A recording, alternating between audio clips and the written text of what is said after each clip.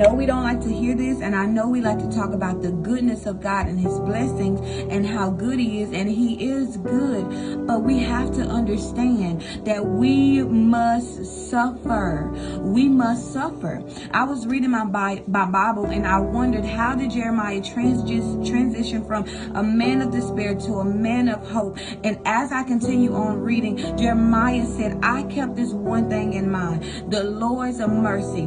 The fact that the Lord did not allow this thing to, although I suffered so greatly, the fact that the Lord did not allow this thing to completely wipe me out showed me that he is merciful, showed me that the hands of God is still on my life. The situation may have shook you up. You may have felt like you wanted to die. You may have felt like you didn't deserve it. You may feel like God wasn't with you. But the very fact that God did not allow this to wipe you out, the very fact that you still have breath in your body after an abusive relationship, after a car accident, after hearing the worst news of your life, shows you that the hand of God is on your life. There is a hedge of protection over your life. You so busy focused on how bad it hurt you, not realizing that you can't go back and change what happened to you, but you don't have to allow this to roll into your present, to roll into your future. God said, I know this sounds crazy, but God said, I want you to start rejoicing that you made it through. I want you to start rejoicing when you suffer. I want you to give me some praise that I allowed you to make it through that.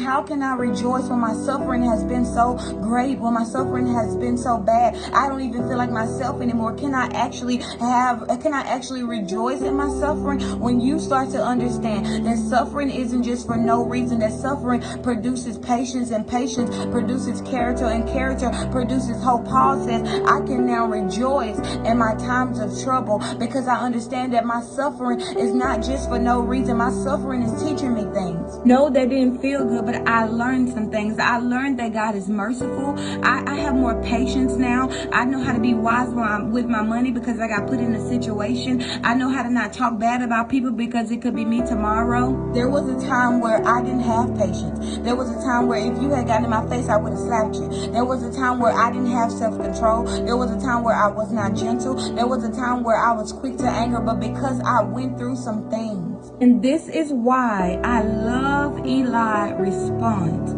When God uses Samuel to tell Eli the judgment that is about to come upon him and his family because of their wrongdoing, Eli responds. He says, he is the Lord. Let him do what he thinks is best. And I pray that we can be humble enough to have the same attitude that Eli has, that no matter when we suffer, whether we deserve it or not, let God do what he thinks is best. We must shift the way we are seeing suffering immediately, because when you're going through things, you turn to God and you